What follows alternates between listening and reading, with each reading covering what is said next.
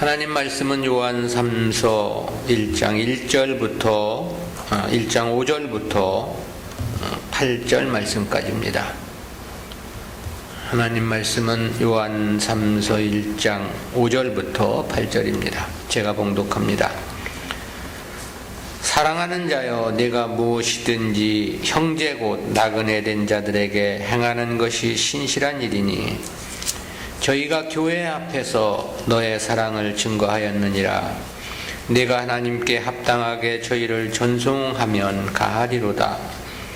이는 저희가 주의 이름을 위하여 나가서 이방인에게 아무것도 받지 아니함이라.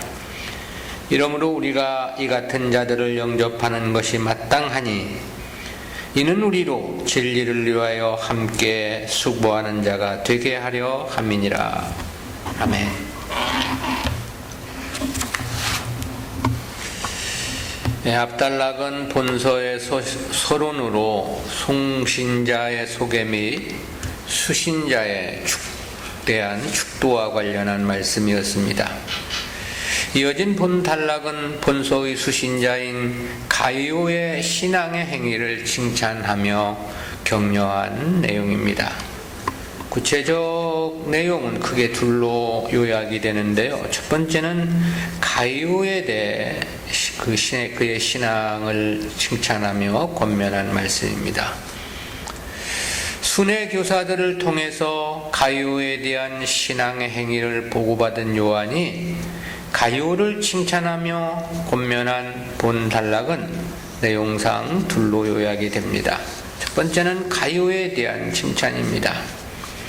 요한은 5절에서 사랑하는 자여, 네가 무엇이든지 형제 곧 나그네 된 자들에게 행하는 것이 신실한 일이니 그랬습니다. 가이오가 순회 전도자들은 물론이고 그 외의 사람들을 환대하고 접대한 사실에 대해서 칭찬을 한 거죠. 여기서 형제 곧 나그네 된 자들이라고 된 이 원문을 보다 정확하게 직역하면 형제들에게와 그리고 심지어 나그네 된 자들에게까지 그런 뜻이 됩니다. 왜냐하면 여기서 이 고수로 번역된 헬라어 카이는 그리고 또한 까지라는 등의 뜻을 나타내는 등이 접속사입니다. 그렇다면 가이오는 복음을 전하는 순회 전도자들만 접대를 한 것이 아닙니다. 잘 알지 못하는 교회를 방문한 나그네 같은 성도들까지도 적극 환대하며 접대를 했음을 뜻하는 거죠. 그리고 내가 무엇이든지 행하는 것이라고 한 이 원문의 문법을 보면 가정법, 부정과거 시제로 되어 있습니다. 따라서 이를 직역하면 내가 행한 것은 무엇이든지라는 뜻이 되는데요. 따라서 그의 이러한 행위가 한두 번에 그친 것이 아니고 그동안 계속되었음을 시사해 주고 있는 것입니다. 때문에 요한은 가이오가 행한 이러한 행위들에 대해서 신실한 일이라고 그렇게 평가를 했습니다.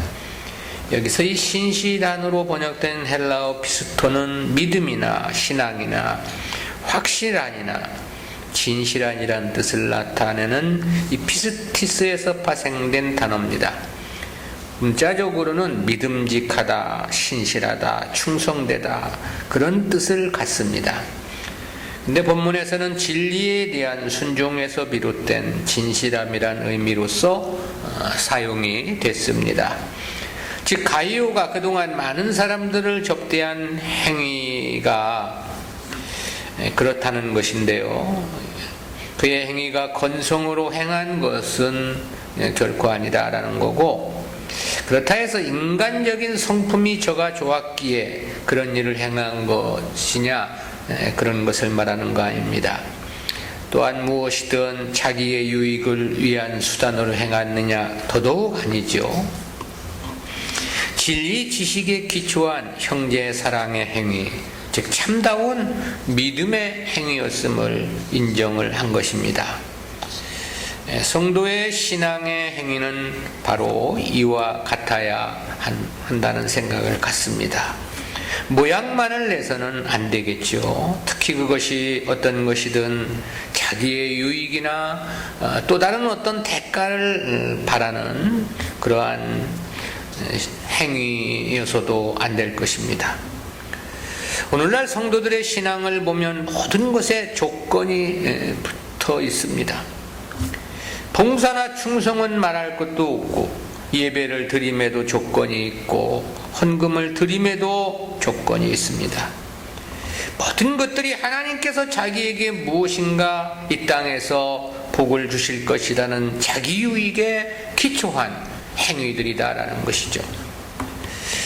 그렇다는 것은 내 영혼이 잘된 같이 범사가 잘되고 강건하기를 원하노라고 하는 성경을 해석하면서도 보면 그렇습니다. 대부분의 주석가들, 성경학자들이 영혼이 잘되면 재물과 육신의 건강에도 축복이 있을 것이라고 해석을 하고 있는 거죠. 그러니 성도들의 신앙생활이 그야말로 순수할 수 없고 순전할 수 없는 겁니다. 믿음 생활이 이 세상에서의 어떠한 반대복구를 위한 수단으로 전락하게 되는 거죠. 때문에 주님은 하나님과 재물을 겸할 수 없다고 분명히 말씀하셨음에도 교회는 세상 것 달라고 부르짖는 것이 일상이 되었던 것이고, 육신의 생각은 하나님과 원수가 된다고 함에도 성도들은 육신의 복을 위한 수단으로 주님의 이름을 외쳐 부르고 있는 거죠. 여기서 요한이 말한 이 신실함이라는 것은 그런 것을 말하는 게 아닙니다. 받은 바 은혜에 대한 감사와 깨달은 바 진리에 대한 순종의 행위인 것이죠. 어떤 자기 유익이나 대가를 생각하지 않는 순수한 행위임을 이야기하는 것입니다. 성도의 모든 하나님 섬김의 행위는 이와 같아야 하는 거죠. 때문에 주님은 마태복음 5장 8절에서 마음이 청결한 자는 복이 있나니 저희가 하나님을 볼 것이며 라고 했습니다. 이 마음이 청결하다는 말과 본문에서 신실하다는 말은 같은 뜻, 같은 의미의 말씀인 것입니다. 가룟의 신실한 신앙의 행위를 칭찬한 요한은 이러한 가룟에 대한 신앙을 어떻게 자신이 알게 되었는가에 대해서 말을 했습니다. 이에 대해 6절 상반절에서 저희가 교회 앞에서 너의 사랑을 증거하였느니라 그랬습니다. 이는 3절에서 밝힌 사항에 대한 중복적 설명입니다. 즉 가룟가 속한 교회 공동체를 방문하여 그의 환대를 받았던 순회하는 전도자들이 다시 요한의 교회를, 다시 말하면 에베소 교회를 방문했다는 거죠. 그리고 그들이 가룟의 선행에 대해서 증언함으로써 그래서 요한도 알게 됐고 그러므로 기뻐했다는 그런 뜻입니다. 이를 교회 앞에서라고 했는데요.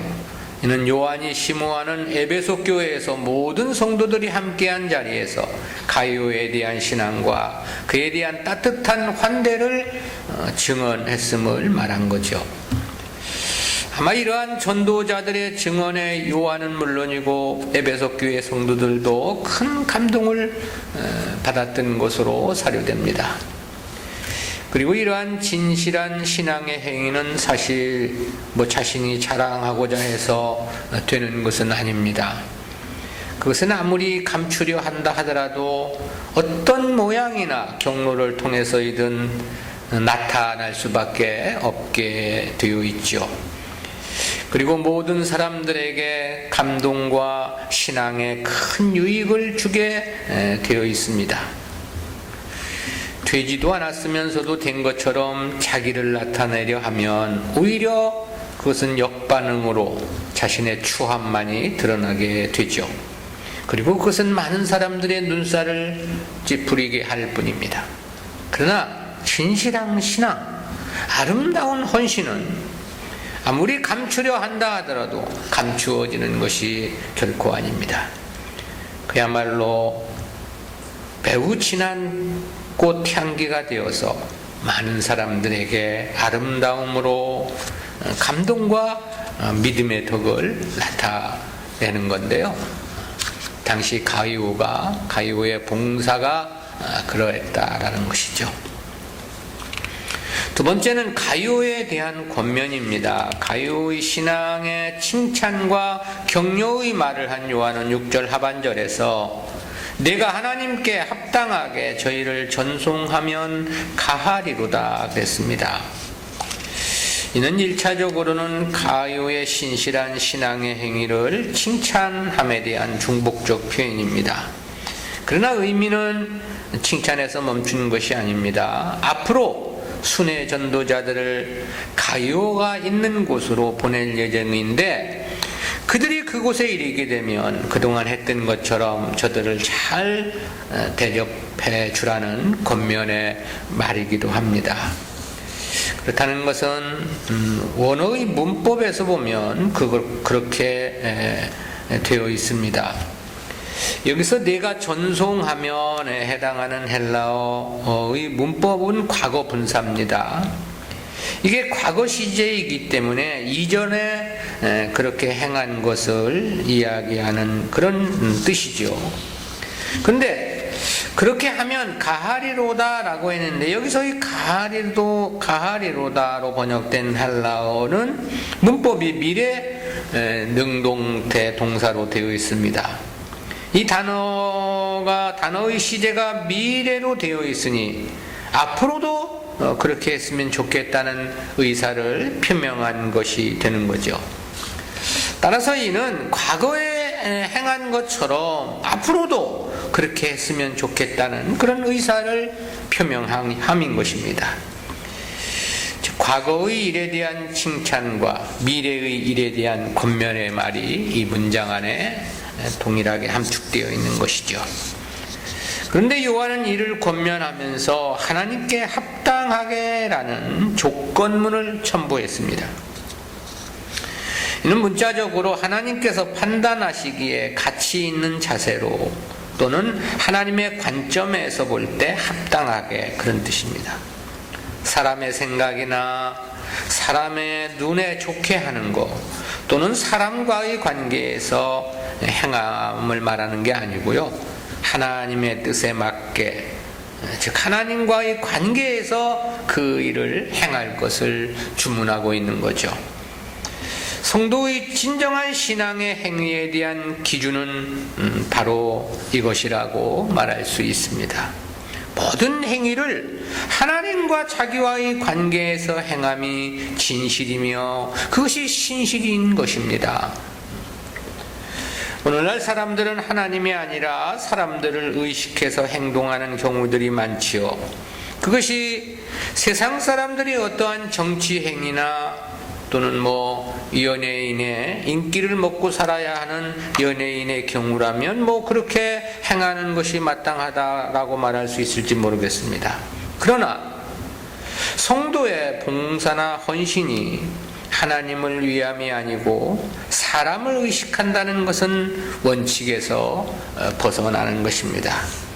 그것은 결코 신앙의 행위도 아니며 진실함은 더더욱 아니라고 말할 수 있습니다. 왜냐하면 사람을 의식한다는 것 자체가 결국 따지고 보면 자기를 위한 일임을 말하는 것이기 때문에 그렇죠.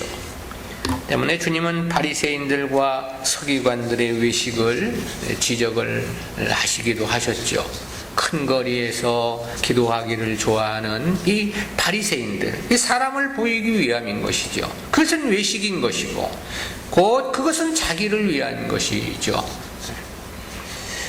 그런데 오늘날 성도들의 신앙생활이 대부분이 이렇다는 거, 찬양은 말할 것도 없고 그렇게 연습을 열심히 하는 거, 열심히 해서 나쁜 것은 아니겠지만 사람에게 보이려고 기도하는 것 역시 사람을 의식하고 심지어 설교자가 이 하나님의 말씀을 전하는 것까지도 하나님을 의식하는 것이 아니라 사람을 의식하는 경우가 만연되어 있습니다. 때문에 오늘 신학교의 설교 학에서 저도 여기 신학교를 다녔지만 그렇게 들었습니다. 하나님의 뜻이 무엇인가를 찾아 설교해야 된다고 가르치지 않아요. 사람들이 무엇을 원하는가를 먼저 파악해야 한다. 사람들이 원하는 것을 해야 된다고 설교학에서 그렇게 가르치니 저는 그런 가르침을 이 학교에서 받으면서 정말 참 말이 안 된다는 생각을 했습니다. 그런 가르침이야말로 배를 타고 산으로 가야 한다고 주장하는 것과 같은 형국이 아니냐라는 것입니다. 바울은 복음 전환과 관련하여 그런 말을 한 바 있습니다. 갈라디아서 1장 10절입니다.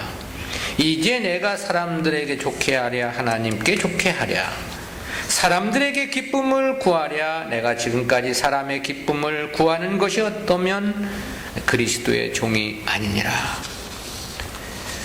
베드로와 요한 사도도 주님의 이름으로 복음을 전하지 말라는 당시 유대교의 지도자들을 향해서 그렇게 답변한 바 있습니다. 사도행전 4장 19절이죠. 베드로와 요한이 대답하여 가로되 하나님 앞에서 너희 말 듣는 것이 하나님 말씀 듣는 것보다 옳은가 판단하라. 이 설교라는 것은 무엇보다 하나님의 뜻을 전하는 것이지 사람들이 좋아하는 말을 해서 사람들의 마음을 얻는 것이 아닌 것입니다. 즉 설교는 사람들이 좋아하고 사람들이 원하는 말을 하는 것이 아니다라는 거. 원든 원치 않든 듣든 듣지 않든 하나님의 뜻, 하나님의 말씀만을 증언해야 하는 것이죠. 그런데 이는 비단 설교에만 적용되는 것은 아닙니다. 성도들의 모든 행위가 그러해야 하는 거죠. 때문에 요한은 하나님께 합당하게 하라고 전도자들을 순회 전도자들을 접대하는 것도 하나님께 합당하게 할 것을 권면하고 있는 거죠. 주님은 그런 말씀을 하신 바 있습니다. 마태복음 7장 22절 23절이죠. 그날에 많은 사람이 나더러 이르되 주여 주여 우리가 주의 이름으로 선지자 노릇하며 주의 이름으로 귀신을 쫓아내며 주의 이름으로 많은 권능을 행치 아니하였나이까 하리니 그때 내가 저희에게 밝히 말하되 내가 너희를 도무지 알지 못하니 불법을 행하는 자들아 내게서 떠나가라 하리라. 왜 주님의 이름으로 행했다고 했는데도 주님은 모른다고 하시고 저들을 내어 쫓을 것을 말씀하고 계신 것인가? 그 이유를 불법으로 행한 것이기 때문이라고 말씀을 했습니다. 원어에서 보면 이 불법에 해당하는 단어가 목적격입니다. 즉 과정은 주님의 이름으로 행했지만 그 목적이 정당치 못했음을 말하고 있는 것입니다. 바로 본문에서 이야기함과 같이 하나님의 뜻에 합당하게 행한 것이 아니었다, 그런 뜻이죠. 주님의 이름으로 행하는 것이 중요한 것이 아닙니다. 전반적으로 하나님의 뜻에 합당한가가 심히 중요한 겁니다. 동기도 하나님 뜻에 합당해야 하는 것입니다. 과정도 하나님의 뜻에 맞아야 합니다. 역시 목적도 하나님께 합당한 것이 되어야만 하는 거죠. 우리가 늘 하나님을 의식하고 하나님의 뜻을 살펴야 하는 이유인 것입니다. 기도를 해도 하나님의 뜻에 맞게 해야 되는 것이죠. 모양은 목적과 관계없이 얼마든지 선한 모양을 가질 수 있습니다. 과정 역시 동기나 목적과 관계없이 하나님 섬기는 그런 과정으로 나타날 수 있습니다. 그러나 그렇다 하더라도 하나님께 합당치 않은 경우들은 얼마든지 있을 수 있고 비일비재한 게 현실입니다. 실제 교회 안에 이러한 일들이 너무나도 만연해 있지 않느냐라는 거죠. 유대교가 안식일을 안 지켜서 버림을 받은 게 아닙니다. 저들이 11조를 안 하고 금식 기도를 안 해서 망함을 당한 것이 아닙니다. 자기들에게 복을 달라고 기도하지 않아서 하나님이 저들을 버리신 거 아닙니다. 하나님 뜻에 합당치 않았기 때문인 것입니다. 우리가 보다 신중을 기해서 주의 일에 임해야 하는 가장 중요한 이유입니다. 주님의 이름을 부르고 주님의 이름으로 행한다 하여 되는 것은 아니다라는 거죠. 찬양도 마찬가지고 기도도 그렇습니다. 봉헌도 그렇고 예배도 마찬가지입니다. 모든 것이 하나님 뜻에 합당해야만 하는 거죠. 그래서 순회 전도자들을 섬기는 것이라 하더라도 저 되는 대로 섬기는 게 아니고 하나님 뜻을 따라서 합당하게 하라, 그런 것이죠. 두 번째는 순회 전도자들의 형편에 대한 소개입니다. 당시 교회를 순회하며 복음을 전하는 자들에 대한 사정을 밝히고 있는 7절, 8절 내용은 역시 둘로 그 내용이 요약이 됩니다. 첫 번째는 순회 전도자들을 도와주어야 하는 당위성에 대한 설명입니다. 가요의 순회 전도자나 나그네에 대한 접대를 칭찬을 했습니다.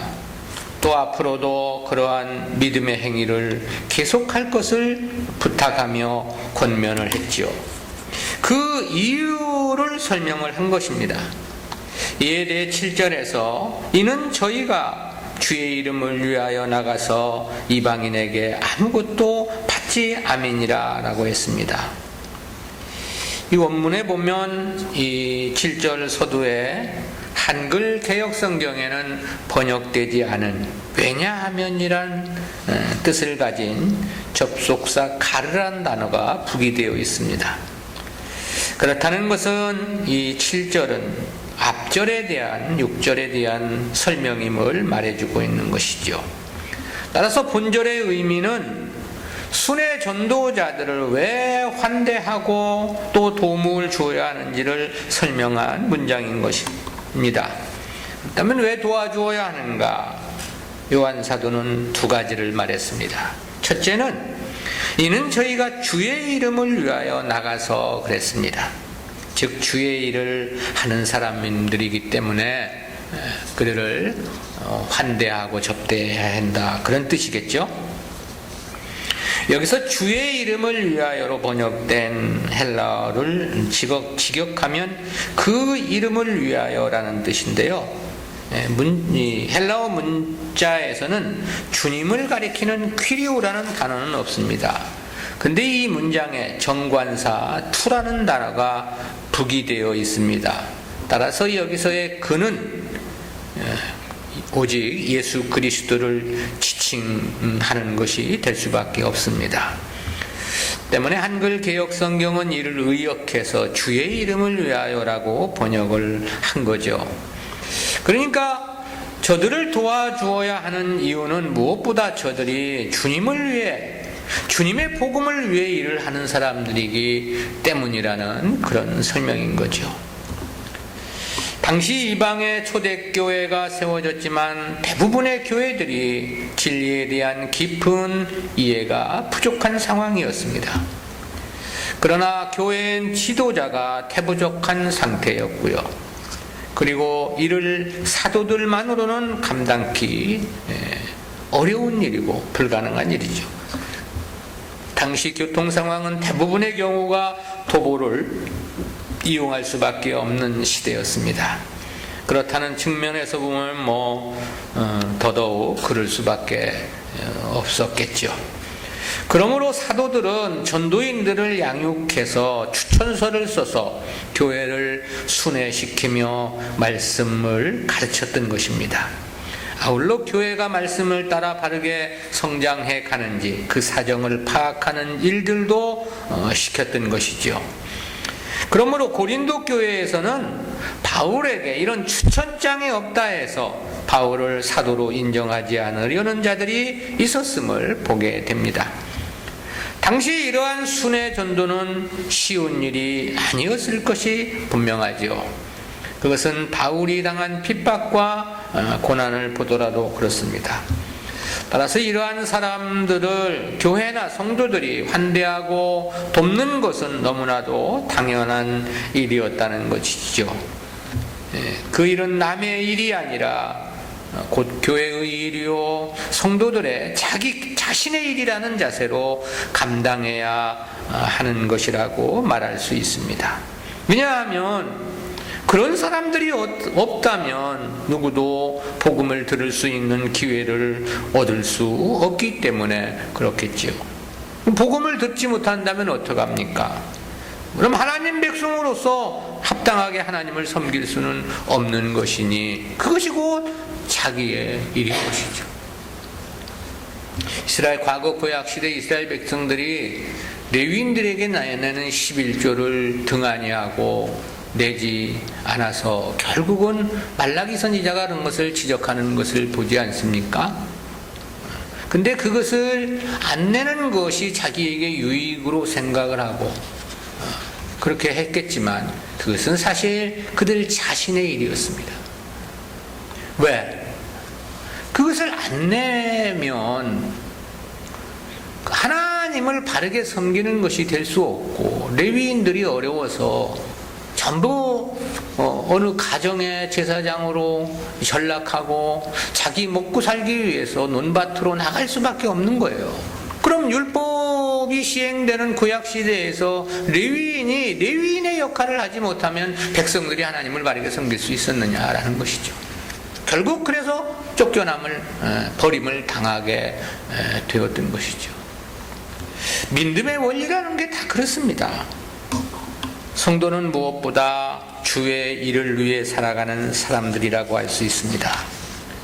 성도를 창세전에 택하시고 그리스도의 대속을 통해서 속죄해 주시고 성령을 통해 불러내신 이유가 바로 여기 있기 때문입니다.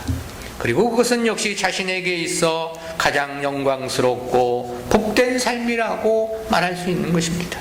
왜냐하면 그러한 삶은 고스란히 자신에게 영원한 영광의 상급으로 되돌아올 것이기 때문에 그렇죠. 그렇다면 무엇보다 복음을 위한 일이라면 성도는 어떤 면으로든 그 일에 동참할 수 있어야 합니다. 그런 일을 기꺼이 자기 자신의 일로 받아들여 감사함으로 헌신해야 함도 너무나도 당연한 일인 것이죠. 그것이 곧 주님의 일이고 주님의 일이라면 그것이 곧 자기 자신의 일이기 때문에 그렇습니다. 때문에 요한은 순회 전도자들을 환대하는 일이 마땅히 감당해야 할 일이라는 당위성을 주의 이름을 위한 일이기 때문이라고 그렇게 이야기하고 있는 것입니다. 두 번째, 그들을 환대하고 접대해야 하는 이유는 이방인에게 아무것도 받지 아니함이라 그랬습니다. 다시 말하면 저들은 자기를 위해서는 어떤 삭도 받지 않고 일을 하기 때문이라는 그런 의미입니다. 당시 헬라의 지식인들, 즉 철학자들은 자기가 가르치는 제자들로부터 공식적으로 이 교수비를 요구했습니다. 그리고 그런 것은 너무나도 당연한 것으로 인식이 되었죠. 그런데 본문의 요한의 언급에서 보면 복음을 증거하는 순회 전도자들은 그렇지 않았음을 알 수 있습니다. 왜 그랬을까? 이 문제와 관련해서 바울도 고린도 교회를 향하여 그런 말을 한 바 있습니다. 고린도전서 9장 11절부터 15절입니다. 우리가 너희에게 신령한 것을 뿌렸은즉 너희 육신의 것을 거두기로 과하다 하겠느냐? 이 권을 쓰지 아니하고 범사에 참는 것은 그리스도의 복음에 아무 장애가 없게 하려 함이로라. 성전의 일을 하는 이들은 성전에서 나는 것을 먹으며 제단을 모시는 이들은 제단과 함께 나누는 것을 너희가 알지 못하느냐? 이와 같이 주께서도 복음 전하는 자들이 복음으로 말미암아 살리라 명하셨느니라. 그러나 내가 이것을 하나도 쓰지 아니하였고 또 이 말을 쓰는 것은 내게 이같이 하여 달라는 것이 아니라 내가 차라리 죽을지언정 누구든지 내 자랑하는 것을 헛된 대로 돌리지 못하게 하리라. 복음에 아무 장애가 없게 하려고 자신은 고린도 교회에 그 어떤 도움도 요청하거나 받지 않았음을 이야기하고 있는 거죠. 때문에 바울은 3차 전도 여행을 하는 그때까지도 자신들의 처지에 대해서 그렇게 말한 바 있습니다. 고린도전서 4장 11절이죠.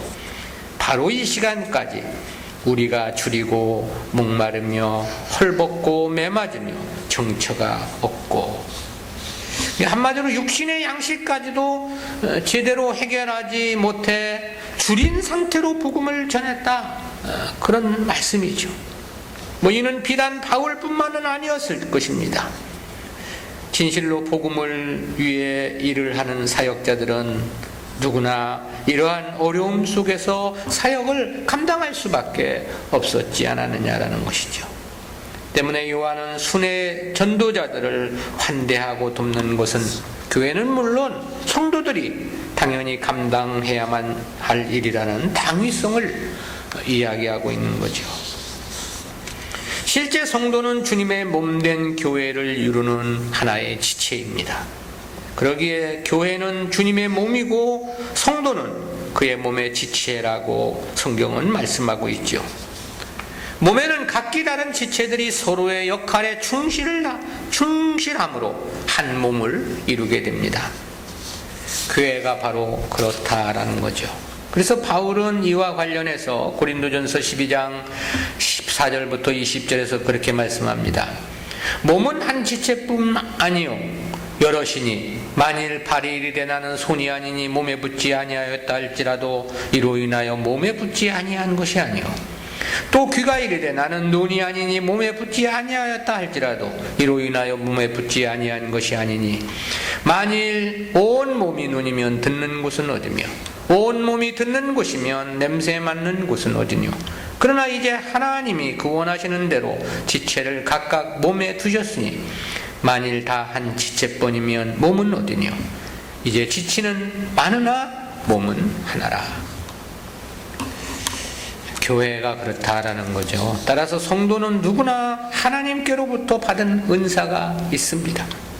즉 은사를 받지 않은 성도는 없는 것입니다. 그러므로 성도는 자신이 받은 바 은사를 통해서 교회의 지체로서의 역할을 감당해야 하는 것이죠. 때문에 8절 상반절에서 요한은 이러므로 우리가 이 같은 자들을 영접하는 것이 마땅하니라고 그런 것이죠. 즉 주를 위해 일을 하는 자를 돕는 것은 지극히 당연한 일임을 이야기하는 것입니다. 두 번째는 순회 전도자들에 대한 접대와 관련한 일의 본질적인 의의입니다. 순회 전도자들에 대한 접대의 당위성을 설명한 요한은 그 일의 진정한 의의가 무엇인가를 설명했습니다. 이에 대해 8절 하반절에서 이는 우리로 진리를 위하여 함께 수고하는 자가 되게 하려 함이니라 그랬습니다. 여기서 진리를 위하여 함께 수고하는 자라는 의미는 진리의 동역자 또는 진리의 협력자라는 뜻입니다. 진리의 동역자가 되게 하기 위해서, 진리의 협력자가 되게 하기 위해서, 다시 말하면 우리가 진리에 대해 함께 일어난 자가 되기 위하여 그런 의미가 되겠죠. 하나님께서 자기 백성들을 구원하시는 구속사는 하나님 말씀인 진리를 중심으로 이루어지죠. 따라서 진리를 증거하는 일은 역시 기독교의 가장 핵심적인 일이기도 합니다. 그러나 이 일은 우리가 개론에서도 살펴보았던 것처럼 진리를 직접 증거하는 사람만의 사역은 아닌 것입니다. 왜냐하면 거기에는 서로 도와야 할 지체들의 역할이 있기 때문인 것이죠. 근데 요한은 본문에서 직접 복음을 증거하지 않는다 하더라도 전도자들을 돕는 것은 진리를 위하여 함께 수고하는 자라고 그렇게 말하는 것입니다. 그렇게 함께 진리를 위하여 함께 수고하는 자 되게 하기 위해서 그 일을 권면하고 있다, 그런 뜻이 되는 것이죠. 그 역시 복음의 역사의 동역자임을 요한은 말하고 있는 것입니다. 이런 원리에 대해서는 주님께서도 말씀하신 바 있습니다. 마태복음 10장 40절 41절이죠. 너희를 영접하는 자는 나를 영접하는 것이요 나를 영접하는 자는 나 보내신 이를 영접하는 것이니라. 선지자의 이름으로 선지자를 영접하는 자는 선지자의 상을 받을 것이요, 의인의 이름으로 의인을 영접하는 자는 의인의 상을 받을 것이요. 사도들을 영접하는 것은 곧 주님을 영접하는 것으로서, 주님을 영접하는 것은 곧 하나님을 영접하는 것이다. 그러면 그에 상응하는 상 역시도 동일함을 말하고 있는 거죠. 그래서 선지자를 영접하는 자는 선지자와 동일한 상을 받는다. 그러니 사실 선지자만 선지자의 역할을 하는 것은 아닙니다. 그 일에 어떤 면으로든 동참하고 함께 한다는 것은 그와 동일한 사역을 감당하는 것이 되는 거고요. 그러기에 역시 선지자와 동일한 영광의 상급을 받는 것은 너무나도 당연한 원리가 되는 것이죠. 그리고 그것은 모든 믿음의 일에 동일하게 적용되는 원리이기도 한 것입니다. 따라서 우리가 누구와 함께하고 어떤 일에 협력하느냐라는 문제는 심히 중요합니다. 비유해 본다면 이 당시 바울이나 베드로나 요한과 같은 사도들과 자신의 인생을 함께 했다면 어찌할까? 그들이 행하는 역사에 동참하고 자기를 들여 헌신했다고 한다면 역시 그들은 사도와 같은 일을 한 것이 되겠죠. 그러기에 그들이 받는 영광의 상급에도 동참할 것은 너무나도 당연한 이치인 것이고요. 그러나 반대로 하나님을 믿는다고 하면서도 유대교에 속해가지고 오히려 바울을 핍박하는 일에 동참을 하였다고 하면 어찌 될까? 그것은 도리어 십자가의 원수이고 역시 유대교와 함께 하나님의 심판을 피할 수 없을 것은 너무나도 자명하다 하겠죠. 그러므로 하나님의 역사가 분명하다라고 생각이 들어진다면 우리는 그 일의 인생을 같이 해야 합니다. 그 일을 남의 일처럼 생각해서는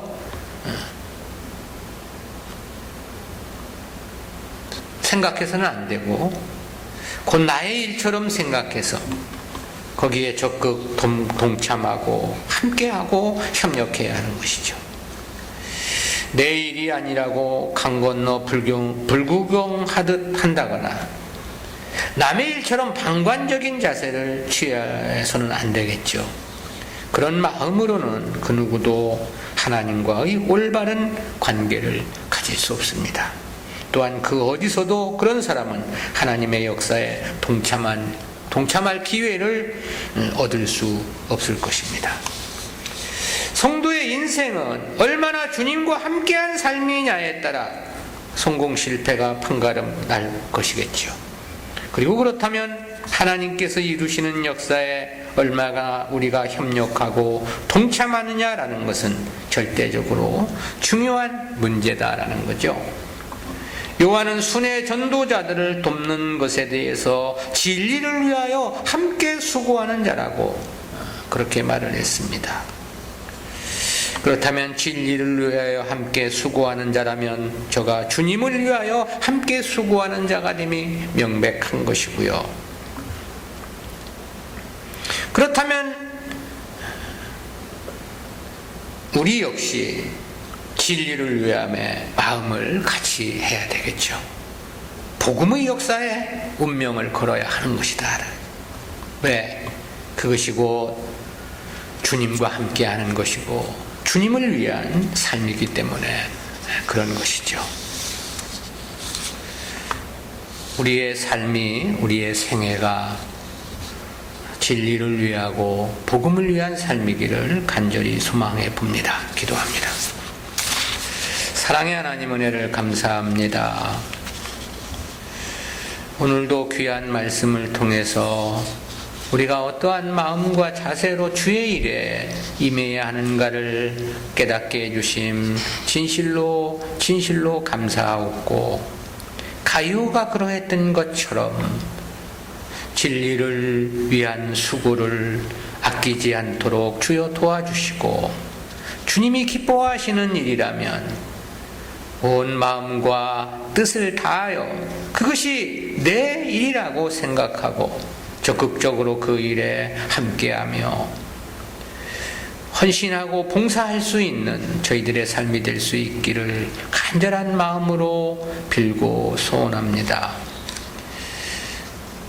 선지자를 영접하는 자는 선지자의 상을 받을 것이라고 말씀을 했음처럼 우리가 이와 같은 모습으로 살아 주님의 영광에 동참하는 귀한 승리하는 삶이기를 간절한 마음으로 빌고 소원하옵고 감사드리오며 예수님의 이름으로 기도드리옵나이다.